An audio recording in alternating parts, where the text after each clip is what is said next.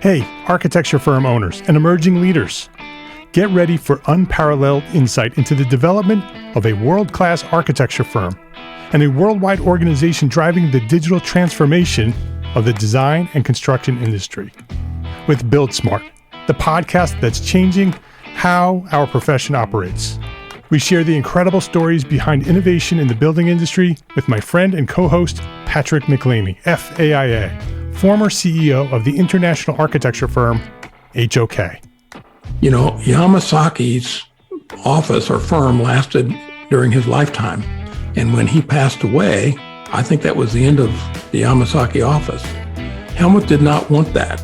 He wanted a firm that would live out and grow beyond the founders.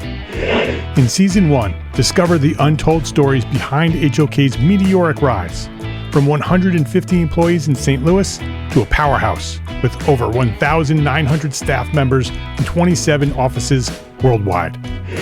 You know, they weren't as polite as the Kojima people.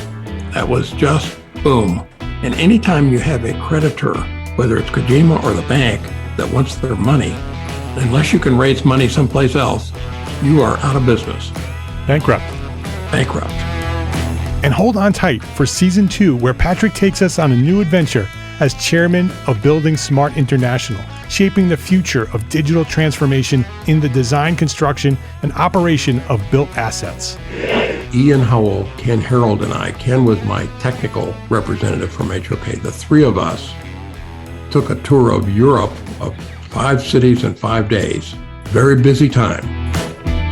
Simply follow the link in the show notes to subscribe to Build Smart now and uncover lessons that will transform you and your architecture firm.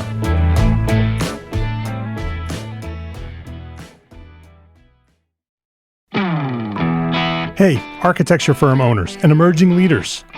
Get ready for unparalleled insight into the development of a world-class architecture firm and a worldwide organization driving the digital transformation of the design and construction industry.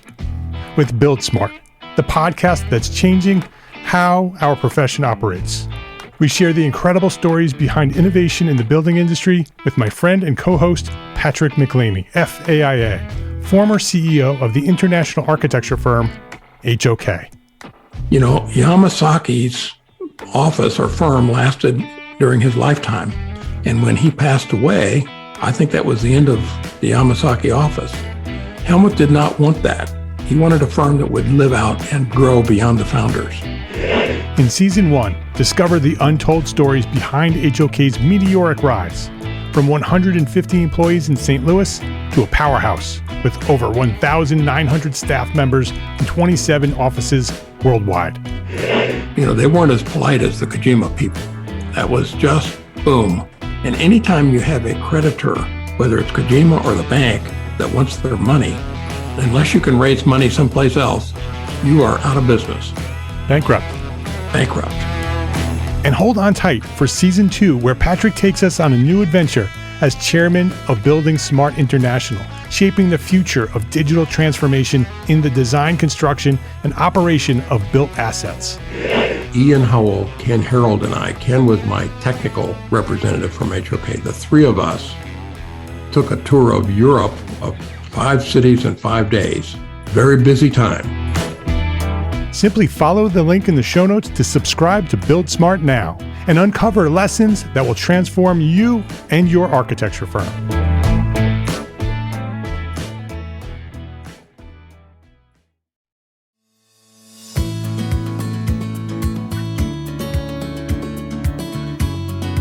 My name is Mark R. LePage, and you are listening to Entre Architect Podcast, where each week I speak with inspiring, passionate people who share their knowledge and expertise, all to help you build a better business as a small firm entrepreneur architect.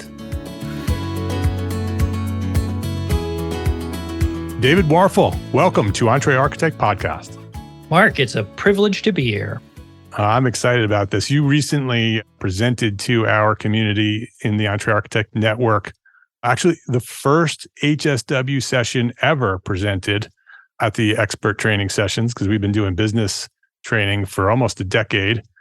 But you were the first HSW expert to come along and share your information with us. And it was an exceptional session. We still have people talking about it. It was very well done. So if you are a member of the Entre Architect Network, you should go check out the HSW session with David. It's the first one right on the list. Talks all about light, and he's coming back. So if you like that one, we're going to have him back. That's HSW training sessions at the network. So David, thank you for that. Oh, absolutely. It was a pleasure, and I can't wait to come back. Let me introduce you to anyone who may not have seen that session or may not know who you are. David is the chief evangelist of Light at Light Can Help You, which is the name of the company. He's also known as the founding designer over at Light Can Help You. He's a Midwestern farm boy turned lighting designer, author, and educator who passionately shares the light of gift, and I can attest to that. He has lots of passion about lighting. Probably the most passionate person I've ever met about lighting and architecture. And whether blogging at languageoflight.blog is the blog, or writing for Fine Home Building or Technology Designer or on house.com, or designing residential and entertainment experiences from coast to coast, David simply wants to help others live better lives through the scientific and artistic application of light. And as I mentioned, he's done some sessions with us. He's going to do some more sessions, but I wanted him to come here at the podcast because I wanted more people to hear about what he's doing.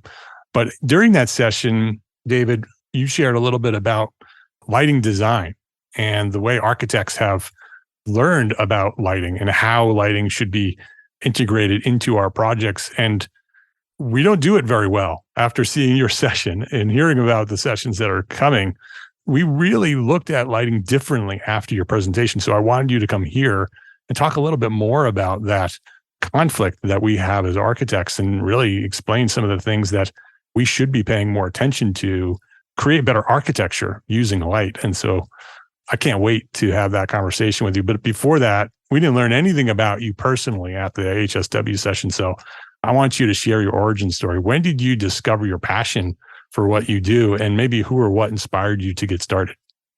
Mark, I was just blogging on this the other day and thinking about to the beginning, like when did lighting specifically, or when did light itself become a focus of mine? And I realized that growing up on a farm in central Illinois, as the sort of the proverbial farm kid, I lived with a privilege that most North Americans don't have. And that was, I woke up every morning, my window looked due east. I could wake up to the sunrise because there was nothing between me and the horizon. I could see the horizon. And now, of course, I look out my window and I see vinyl siding, of the house next door. It's a very different experience. And all day long, I had 360 degrees of sky above me whenever I was outside. And we were outside a lot as kids. And at night, I could see the Milky Way in the summer. I could see stars, way more stars than I can see where I live now in Madison, Wisconsin. I can count a couple dozen on a typical night here. I could lose track easily in the country. And that connection to both light and darkness, I think maybe as an adult, I've just been trying to get back to that my whole life through the application of artificial light. So as an origin story, you could also just say I was a kid growing up on a farm and there's not a whole lot to do. We didn't have television growing up, which makes me kind of a weird kid. So I built stuff with sticks. I was out there getting my hands dirty. I was the proverbial Lego kid. I thought I wanted to be an architect and got my first drafting table in middle school.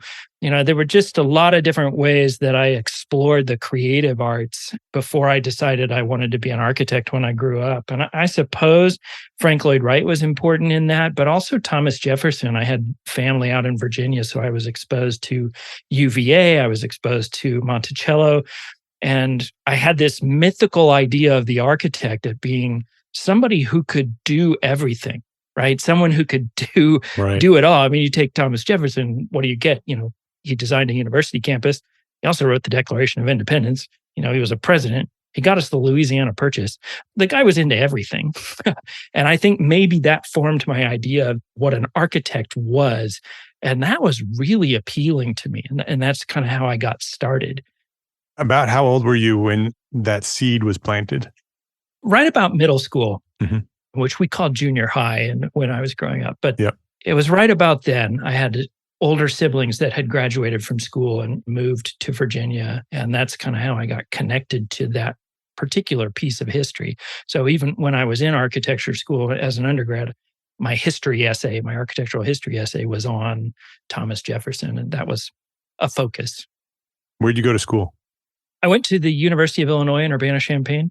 I've got a Bachelor's of Science in Architectural Studies, a 4-year degree, and intended to go back and get a master's, but life happened. I ended up with a different master's degree.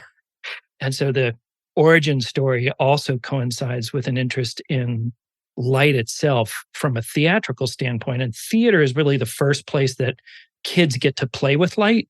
Yeah. It's like portable and, you can play with it in ways you can't in architecture. That appealed to me. So I ended up doing those two parallel paths for a while before I figured out you can merge them.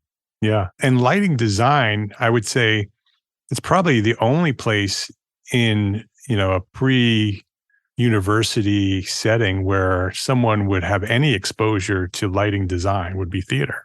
Yeah. Right. In high school, there's no lighting design class, right? But in theater, I was involved in the lighting side and the audio side of theater as well, growing up in high school. And so, yeah, you start to recognize that lighting matters, right? If the lighting isn't right, the whole theatrical production could go wrong, right? And it's such a critical piece to the entire production. And so I could see how that could certainly be an inspiration to you.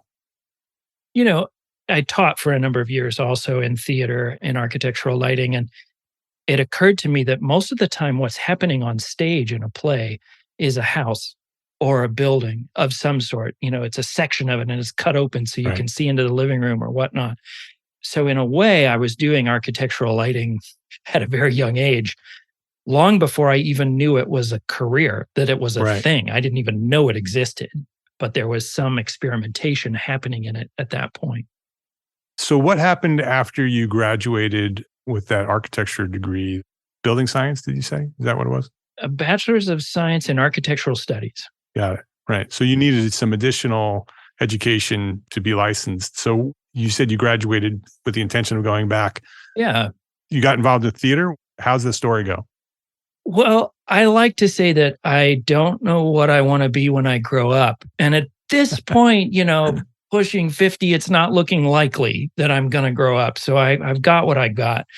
But after undergrad, I got married right after undergrad, and my wife and I moved to Mississippi, and we were AmeriCorps volunteers for a couple of years, building houses with Habitat for Humanity. Mm-hmm. And with that sort of ideal architect still in my head, I was designing the houses and then training volunteers to build them. And I was wiring houses. I was finishing concrete. By the end of those 2 years, I had touched just about every component of construction. And when I moved there, I was a cocky 22-year-old or whatever, had a degree in architecture. I thought I knew everything. Yeah. I didn't know anything about building a house, of course. So I would learn it 1 week, and the next week I was teaching somebody else. And 3 weeks in, I think we built something like 22 houses in that 2 years, almost completely with volunteer labor. It was like a crucible of practicality and appealed to the farm kid, the sort of practical farm kid, but quite a different experience than what I expected. I'd been offered an entry-level position with an architecture firm. And my wife, who's way smarter than me, was like, we have an opportunity here to do something else for a bit before we kind of land in our careers and all of that sort of thing. And that changed, that was an incredible experience. And I learned a lot. Yeah. So was there a mindset shift during that period? I mean, that's an incredible experience. Not only did you learn about architecture and design and how to actually build a building, but you gave back, right? You provided a service to lots of people who needed a home, and you were the catalyst of making that happen. And so there's a whole other component of service that many people don't get, right? And so that sort of certainly could shift your mind in a way. So what happened after that? Well, I do think it shifted my mind in terms of making service and volunteerism and giving really, or giving back, a way of life for us that we still practice in various ways today. And I think to summarize what was, I could talk about for days, that experience of service was, there's the quote, and I forget who originally said it, but Martin Luther King Jr. repeated it, the moral arc of the universe is long, but it bends toward justice. And in that couple of years, my arc as a human was bent towards justice. So I'm not saving the world. I'm not a savior, like I'm not Martin Luther King Jr., but the arc got bent. And I would say everything I've done since then has been different. Yeah. But volunteerism, doing that kind of work is also really hard. I mean, we didn't have much of a support network. We were the first people to move, the first people from outside of the community to move there and try and do this full time. So we were kind of pioneering that experiment, if you will, of outside people coming in to provide labor. It's awesome to say now there are something like 50 or 60 people have gone through that since us. And there's like 15 people who live there full time, like they moved there permanently. Like it's really a good story, but we were on the fast track to burnout and we didn't want to do that our whole lives. Right. And so we're like, well, I'll go back to grad school. I need a degree in architecture. I've been toying with this theater thing for a while and I can get a degree in theatrical lighting, a master's in theatrical lighting. So I'll go back and we'll start that. And, my wife got a teaching job and we're like, all right, we'll grow up now. That was maybe the third time I was going to grow up. So what was that progression? How did you get from where you were to where you are now? Well, I started the theatrical master's degree, lighting design master's degree, and I got a job while I was in school with a company called Charter Sills. And Mark Sills and Warren Charter were the principals of that. They were architectural lighting designers. They just happened to be in Champaign-Urbana, Illinois, which is where I was. All the work was in Chicago. We had a Chicago phone number. They just didn't want to live in Chicago, so they lived there. And we would drive up, once or twice a week for meetings. It's about, 2 hours if there was no traffic, 7 hours if there were, 2.5 hours, 3 hours if there was. And that was when I really began to understand what an architectural lighting designer was and that it was a viable career. I wasn't really sure about this, whether it was a thing or not. And then, of course, I discovered, well, actually, there's a firm here in town that's winning international awards and, doing all this great stuff. And so I got brought in, and because of my theatrical background, they were like, well, we got this project at the Museum of Science and Industry in Chicago, and it's going to be all like color changing, whatever, all this kind of stuff. So color, right? That's a theater thing, right? You do it, because architecture did white, So I got involved in that, and that really shifted my career. And I was pretty much just 100% in love with lighting and what it could do still on stage. It took me a while to give that piece up, but certainly architecture at that point. So I wandered around a little bit, taught at a couple of different universities, started my own firm, and eventually just said, okay, this is what I'm doing with 100% of my business time is architectural lighting. When did you launch Light Can Help You? So Light Can Help You was a rebrand. So I was a full-time academic in 2014. I left. I said, I'm done teaching. I need to do something else. And that's when I launched David K. Warfel Lighting Design LLC, which just rolls off the tongue, Got a ring to it. Yeah, it has a ring to it. Easy to remember. Yeah, there's a bunch of lighting designers out there who I call them scarf-wearing lighting designers, that have a cult of personality. And they're like, walk in the room or, hey, you've probably heard of me, right? Like we want to be famous. We want to be known. We want to be artistic, et cetera. And so that's why I named the company after myself. I was like, I'm going to build this cult of personality around me. And that was not me. It was not a good idea. And I started getting into residential lighting. And then I had a midlife crisis. Really, it was kind of what it was, is figuring out, well, what is it that I want to do? Like, who am I really? And why am I doing this? All the sort of existential questions came into mind. It was actually crazy enough. I was involved in a Sunday school class where they made us do like Myers-Briggs and Enneagram and all these different personality surveys. And I kind of figured out that what really lights my fire is helping people with light. Well, really just helping people. And then light was the thing I knew the most about. Right. Yeah. And so I just dug in. And that was maybe 2018 when we rebranded. And since then, it's been explosive the last 4 or 5 years. What was the inspiration behind the name? That's the problem with being an entrepreneur and a small business owner, right, Mark, is that you get to choose your own titles, you get to choose your own names. And then, a few years later, you're like, well, that's kind of a weird name, but then you're stuck with it, right? So, but basically, I realized that the way we talk about light in terms of task ambient accent was kind of what we were taught in architecture school, and make a nice grid. That was like saying, okay, the good architecture is 2x4s, house wrap, and granite countertops. And of course, we all know that's not a good house. That does not make a good house. Well, task ambient accent does not make good lighting. And I really started to boil down to what is it that is important about light? Why do I care? And I reframed the language that I use to talk about light into what light does for us. So I believe that light can help us live better lives. I believe that light can help us wake up easier in the morning, relax faster when we come home, sleep deeply. Light can actually help us heal faster. Light can help us fight the diseases of aging like dementia and Alzheimer's. Light can help us adapt to changes as we age.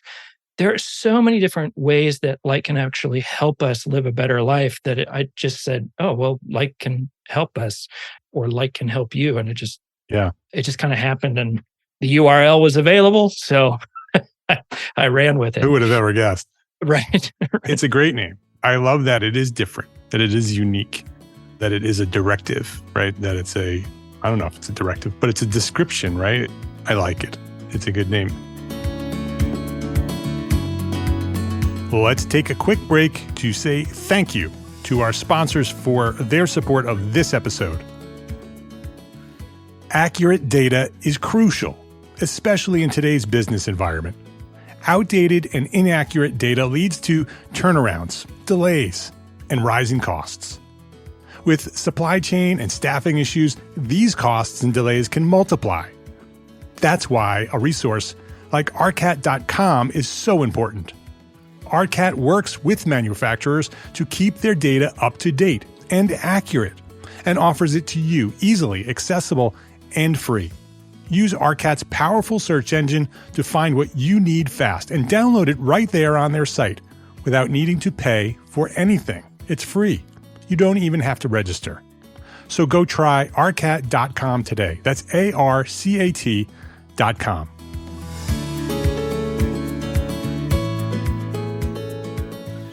So you talked about the task light, ambient light, accent light is sort of what we've been all taught when architects design lighting, if they design lighting, because often the lighting's not even on the plans. Mm-hmm. If we do, it's very often just cans in the ceiling and a grid, and some switches that switch which cans go on when you switch the light. And maybe if you're lucky, you might put a little D on the switch and it becomes a dimmer. And that's pretty much what most of us do, right? That's what I've always done, because that's what I was taught. I've worked with lighting designers, and when I have worked with lighting designers, the architecture has flourished, right? Because of that light and the way that it's handled. Can you talk a little bit about that? And how can we as architects do it better? Well, I think as architects, you're in the perfect place to do it better because you think in 3D. You can visualize space. And that's something that is really rare in the world, is someone who can visualize space before it exists, who can feel that space before it exists. And that's probably why one of the components that helped me move into architectural lighting. Unfortunately, as you mentioned, the way we're taught to do architectural lighting, the way I was taught to do it, is usually in 2D. We're looking at a plan and we're saying, okay, we need a grid. Where are the center lines? Where do they overlap? People ask, what's the correct spacing for recessed downlights? And that's my first clue that they don't know what they're doing, because there isn't an answer to that. And it's not about lighting the floor for me. Architects know indirect and direct lighting, right? Yeah. And you think about indirect lighting often being bounced off the ceiling. Well, that's a great tool. If it's the only tool, it feels like an airport lobby where it's bright up on the ceiling and just sort of blah, and it's not a comfortable place to be. But for some reason, we put the best light on the floor. So if we actually light the stuff that we see with our eyes, cabinets, art, walls, architecture, finishes, tile, all the different things that we put on our walls, if we light those well, there will be indirect light on the floor. There will be plenty of light hitting the floor, and the whole space feels better. The whole space will even feel brighter if we put the light where it's supposed to go. So I think in some ways, because of that education, because of what we've known, light itself went from historically, like we deified it. Light was a deity, right? It was God to many people. It went from that to a commodity Right. to we got to get it because we need natural gas and we need sewer pipes to carry away our waste. And it's like, so how do we get it? How do we do it cheaply? Put it in straight lines and walk away. We just haven't had the time or the guidance to just simplify what is an incredibly complex science and an art form into something that's just approachable and like, okay, I get it now. I can do a little bit better job. Like lighting needs to be that. And it's about seeing it in 3D, seeing it from the way a person in the space is going to see it. That's why I think architects are the only hope, right? Yeah. The best hope for getting beyond 4 cans and a fan. Yeah. 4 cans and a fan. Exactly. And I think we can help if we have good guidance, right? Which is where you step in and sort of guide us on what we could be doing differently. You had said in what you just talked about, put the light where it's supposed to be, right? That it's not just a grid of light that just sort of blasts light throughout the room and maybe, throw a dimmer on it because it's going to be too bright. So then you can control the level of that light and you're done. But actually, you said art and counters and cabinets and workspaces and, put that light where it needs to be. And then the rest of it sort of is lit as well. The ambient light that comes from that will be enough to do the other things that those cans might do. I think we're also living in an awesome time for lighting because it's so much more than the light bulb in the can, right? The LEDs and the technology that lighting has brought us, we literally can do anything that we can imagine. And so it gives us an opportunity as architects to think beyond just the walls and the windows and the ceilings and the floors, but how do we use light as another layer of architecture? Artificial light, both natural light and artificial light. Many of us really do have a keen sense of natural light and how natural light comes in into our buildings and affects the environment. But many of us don't really take that next step and say, well, what can you do with artificial light? Are there specific things that we could be doing and looking at that maybe as someone's listening to us right now, maybe they're working on a project where that light could be better? What are some of the things they should be looking at? Well, Mark, you mentioned that architects know natural light, and that's certainly been my experience. I did not follow through and become a licensed architect. So I work with architects, and natural light. You know how it gets into a building. You know what happens, as it comes into a building and how to control it and how to bounce it around and how to make a space feel beautiful and use that kind of light. I would say from an artificial light standpoint, if you can simply translate, and I use the word simply, it's not that simple. If you can simply translate what natural light does for your projects and find an electric equivalent of that, then you will be able to transform your projects at night as well as during the day. And for example, windows. We put a lot of windows in our buildings. We get direct sunlight. We get the skylight that's soft and fills the room. So, most of the light coming in from our buildings is coming in straight at us. It's coming in through those windows at us. And then at night, we flip on the lights and it's all coming down from above. Right. And it's a very different angle. Like our eyes are actually sunken into our heads because we don't like light from above. Like that's why we have an eyebrow, right? That's why we have this shelf above our eyes is we don't like it. And yet somehow, and I think it's just, historically candles only burned up and you could only put them on the, like there were only limited places where you could put them. And we still do electric light that way. So I would say put lights in the ceiling only when you have to. Yeah. And you will have to. That's a good rule. But figure out how you can light everything else more like the way natural light comes in, reveals through skylights, through windows, through, all of those different ways that light comes in. Figure out how to do that and your spaces will feel better. I love that. I love sort of taking the ceiling and making it your last resort, right? Start everywhere else first. Think about what needs to be lit and how it can be lit. Because now with LEDs and all other lighting technologies, you literally can light anything any way. So start with that. Be creative and figure out what you want the light to look like in the space that you're designing. And then go to the type of lighting that you're going to use and put it where it needs to be. And then as a last resort, if you need to put something in the ceiling, then put it in the ceiling. Mark, it just occurs to me as you're talking there that architects do something that most people find magical, and that is they sketch or they build a 3D model or whatever. They see it right from Right. the point of view. You say, oh, I'm 5 foot above floor. Like you actually pick that vantage point. Right. And I would say do lighting design from there. So do lighting design first on your sketch. Say, well, what do I want to hit in this sketch? What's cool in this sketch? What detail have I built? What am I calling out here? What's the geometry of the space? Light it from there first and only go to the plan when you have to build something for construction drawings. When we start with the plan, we end up with nice, tidy grids and well illuminated floors, shadows on the counters, shadows in the wrong places, artwork that loses its luster, architectural details that get lost, wood and cabinetry that's not as rich as it could be if the light was shining on them. That's how we do that, I think, by starting with a lighting plan. Yeah. That should be the last thing. I love that. I hope you listeners are being inspired by this, because I think that there is a step in architecture that many of us are missing that can take our good projects and make them great just by focusing on the light and being more intentional about the artificial light and how it's being designed and developed.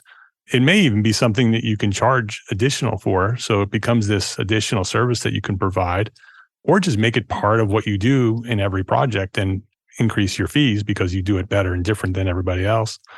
Very inspiring. What would you say, David, if they focused on one thing? What would that one thing be that they should make sure they do in their project? And then I want to talk a little bit about cost. Sure. One thing was a tough question to answer. So I actually spent part of last year blogging on it. And I went through room by room of the house. And I said, okay, if I could only do one thing in the living room, right, what would I do here? If I could only do one thing in a kitchen, what would I do here? And the answer was different in every single room. Yeah. It was really different in every single room. So, and I would say it came down to what is the primary function in the room and what's the best lighting for that primary function. In living rooms, is it reading? Is it watching TV? Is it actually having conversation with your household members? And so you need to see their face in a good way, not in a scary noir, right. way. Like, what is the most important thing you need to accomplish in that room? A kitchen is an obvious one.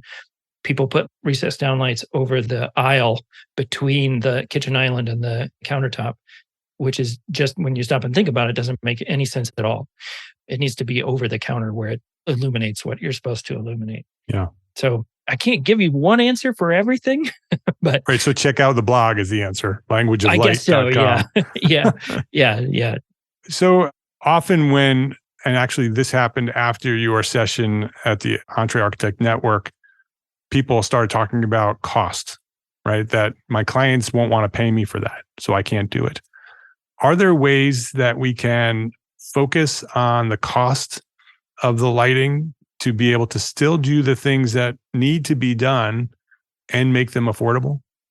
Well, I would love it if every architect out there included an allowance for architectural lighting, the way allowances are often included for decorative lighting in a budget. Yeah. And if you did that, it would give you the wiggle room to do something. And it's so much easier to get lighting in the budget in the beginning than it is at the end when everything's 40% over and the client is, dying because they made all these expensive choices.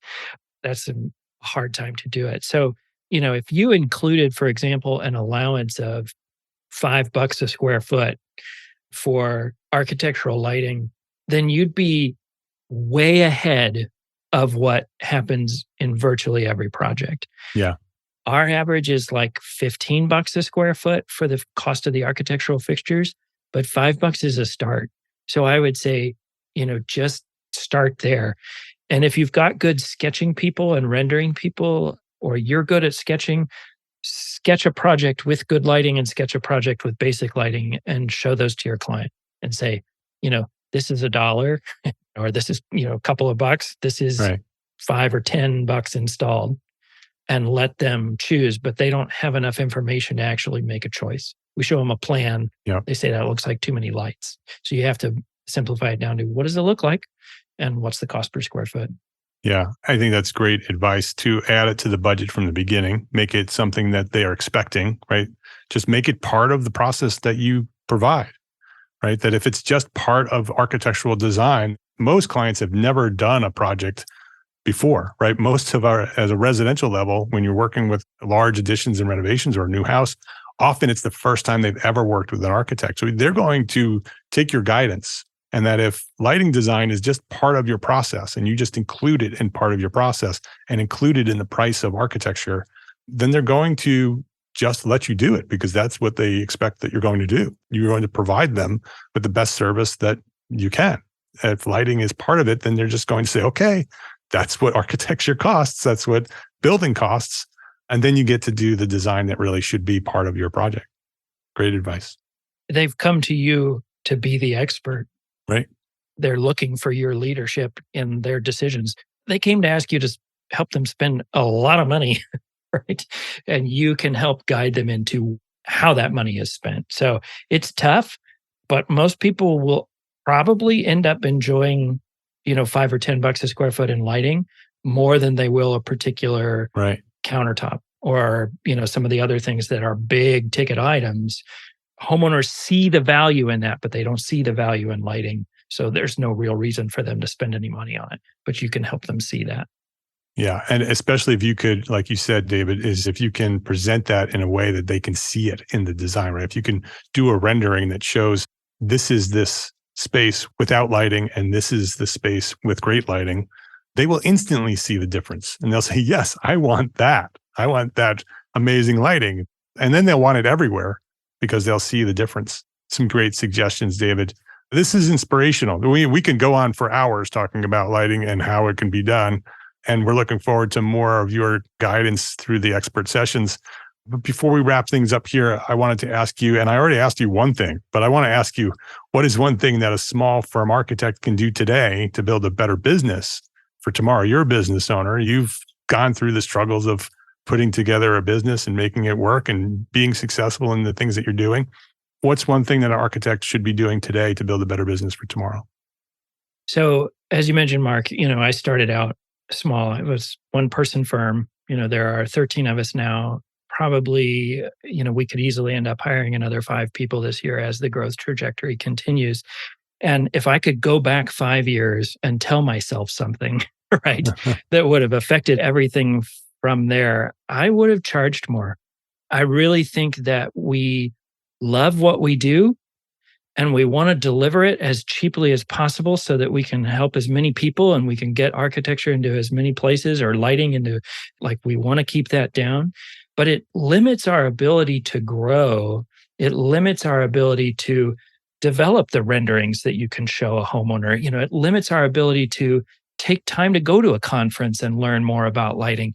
When we don't correctly value our services, there's no way for the homeowner to do so. And I think it limits. Then when you finally realize that you're not charging enough, you have to raise your prices, and that puts a bad taste in everybody's mouth. Right. And of course, we've had to raise our prices every year because I started out way, way, way too low. So that's one thing I would tell myself if I could go back in time. That's great advice. I love that answer. His name is David Warfel. The company is Light Can Help You. You can find him at that website, lightcanhelpyou.com. And you should go there. There's lots of resources, lots to learn there at Light Can Help You. And the blog is awesome. languageoflight.com, languageoflight.com. You can learn all about lighting there. A lot more of what we just went through here at that blog. So we'll have links to both of those on the show notes for this episode. So you can just go to this episode and click those links. David, thank you. Thank you for being out there, being an evangelist for lighting and light in architecture. I love people who are passionate. I love people who are out there doing that one thing that they are passionate about and that they're really good at, and just literally evangelizing it, because that's what you're doing. When you speak about it, you talk about it, when you teach it, it comes through. Your passion is there. Your knowledge is there. It's exciting and interesting to watch you and have you present. And today was no difference. Thank you for coming by here and sharing your knowledge at Entre Architect Podcast. Mark, thanks so much for the opportunity. It's great talking to your members, and I hope people find something helpful. I'm sure they have. If you liked this episode of Entre Architect Podcast, please share a rating, write a review, and share a link to this episode with a friend. I know I say this every episode, but I'd really love for you to send me some feedback. Share a rating, write a review, however you want to do that. And please share a link to this episode with a friend. Just send it off in an email. Say, hey, take a listen to this episode of Entre Architect Podcast, because that is how Entre Architect has grown to serve thousands more architects just like you. I appreciate it. Share a rating, write a review, and share a link to this episode with a friend. Thank you to all our sponsors for this episode. Links to all our sponsors and all the resources that we discussed today in this episode are available at the show notes for this episode, and all the episodes can be found at entrearchitect.com/podcast. entrearchitect.com/podcast. Entre Architect is a member of the Gable Media Podcast Network. That's the media network that's dedicated to architects, engineers, and construction pros. Listen and subscribe to all the shows at gablemedia.com. That's GABL media.com. If you like this podcast, if you like Entre Architect Podcast, I think you'll love all the podcasts at Gable Media.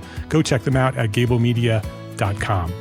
My name is Mark R. LePage. Thank you for listening to this episode of Entre Architect Podcast. I appreciate you. Love, learn, and share what you know.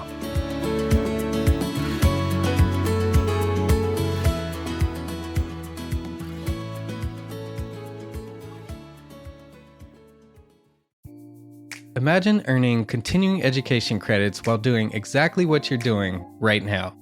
Well, you can. Gable Media has revolutionized the way you earn your continuing education credits with a groundbreaking approach. Forget running around town and scouring the internet for credit-worthy courses. Fulfill your CE requirements effortlessly by listening to engaging podcasts just like the one you're listening to now. Our podcasts are designed to educate, entertain, and inspire, all in a user-friendly environment. But wait, there's more.